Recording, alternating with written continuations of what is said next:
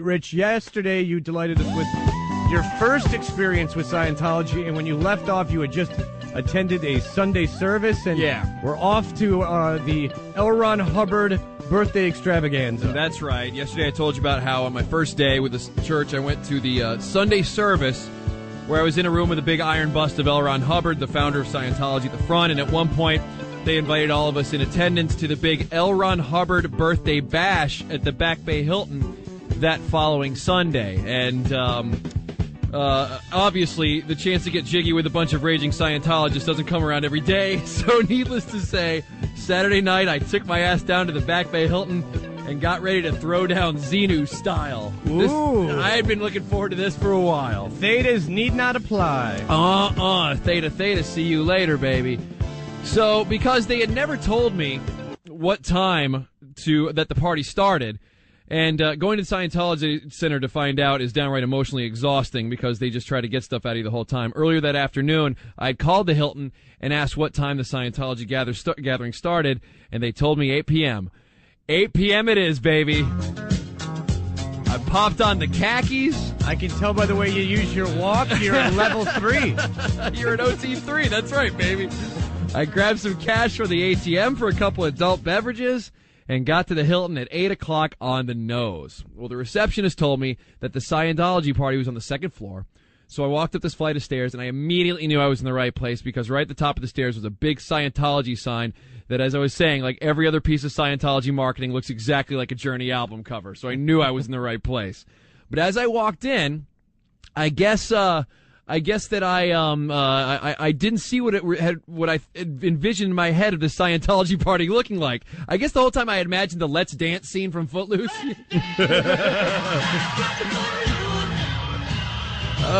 But instead, there were about 10 random people walking around, either on their cell phones or carrying clipboards.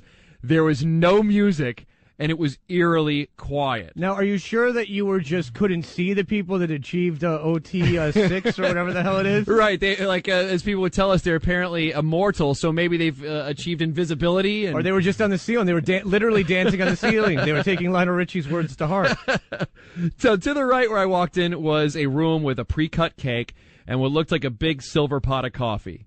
And no booze. I forgot. The Scientologists don't smile upon the old booze. Bummer. Next time I'll remember to bring some Brass Monkey to get the party started. But also in the room were about a dozen or so awards of some kind. They looked like they were given to people who had given large donations, but I could be wrong. And no, I didn't recognize any of the names on the awards. I mean, how much would it have ruled if I came back and was like, Papelbon's a Scientologist? It sounds like you should have gotten an award if there's 10 people and a dozen awards. Well, then this eerie silence was abruptly broken when on the other side of this set of doors, I heard a massive eruption of applause. Apparently, I was in the waiting room of something totally rad happening in the other room on the other side of those doors. So, of course, I head on over to the doors, about to touch one of the doorknobs, and then, of course, a short old man with glasses comes up to me and says, "I'm sorry, can I help you?" I said, "Yes, I'm here for L. Ron Hubbard's birthday party." "What's your name?" "Rich." "What are you doing here?" "Do I know you?" You really got to have your wits about you with these people because it seems like they're always trying to get something out of you. Now, they almost never leave you alone. As I told you yesterday, that one guy was standing right next to me when I was waiting for the bathroom for several minutes. Now, this guy's questioning brought about 4 or more people to head my way, including the woman who ran the Sunday service I went to the week before, and I was actually relieved to see someone that I recognized. I did one of those, "Hey, remember me? It's Rich from Sunday service last week." Now, she seemed a little less cordial than she did the week before and said, "Hey, Rich, so what can we do for you?" I said, "Well, I'm here for the big party." She then said, "How'd you find out about this?" I hesitated for a second and said, "You invited me at Sunday service." In which she answered, "Oh, yeah, of course I did." I said, "Can I go in?" No one there seemed to understand or get the fact that I knew about Sunday service or I was invited. It was the strangest thing. They had no idea why I was there, even though I had been invited. So I said, "Can I go in?" And they said, "Well, it's near the end of the presentation. I'm not sure you'll understand what's going on." I said, "That's fine. I'm a fast learner." More ums and uhs going through the group with people looking at each other. And then finally the main girl said, "Well, you can come in this way, although I'll need you to sign in first." Once again, name, address, phone numbers, email address, in which I gave none. She then walked me towards the door and said, "David Miscavige is wrapping things up right now, so you're going to have to watch the ending." whoa. Did she just say David Miscavige? The David Miscavige. For those of you guys who don't know, Miscavige is the head honcho of Scientology. The guy who, according to reports, grew a field of flowers for Tom Cruise so that he and Nicole Kidman could run through them and frolic like in The Sound of Music to win his favor back. This was big that this guy was here. So we walk towards the double doors, and she tells me that I can sit in back, and the doors open up. And in front of me, I hear this roar of applause that hits me right in the face, but I couldn't tell what was going on at first because all the lights were off. And as my eyes adjusted, I saw that in front of me was this extra-large ballroom with no less than 200 people sitting in the dark. In the front of the room were people at these big banquet tables, like at a wedding, about 10 a table, and in the back were just a big row of chairs. I guess those were the cheap seats. And so I entered the door near the back of the room. It was a full house, and these people were going ballistic. At the front of the room was indeed David Miscavige. Not live, however, but on a big video screen. He was standing on what looked like the same altar that the leaked Tom Cruise video, which I believe was shot at the Scientology Center in L.A., was there. He had this large podium, and directly to his right was that big, about 40-foot tall picture or painting of L. Ron Hubbard. And I ended up getting seated right next to the door that I entered and quickly realized that I was going to have a chaperone the whole time. One of the guys who walked me in stayed a couple feet away from me the whole time. Fine. Now, on screen, David Miscavige seemed to be delivering the equivalent of what seemed like a State of the Union address about Scientology. When I walked in, he was talking about the brand new Scientology website, Scientology.org, which he briefly demonstrated how to use. But what was the most entertaining were the people who were hanging on his every word and going absolutely crazy.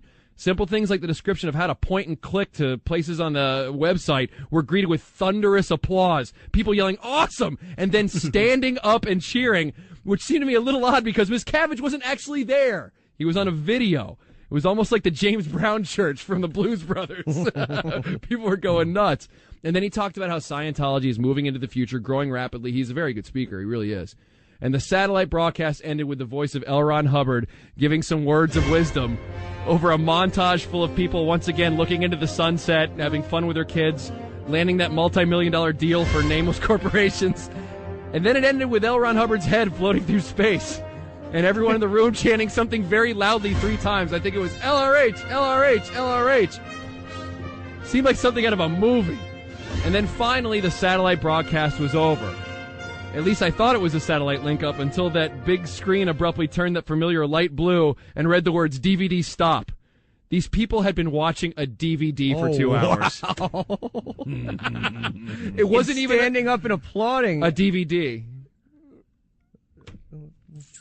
That's a little odd. That's odder than clapping for the pilot when you land in the plane.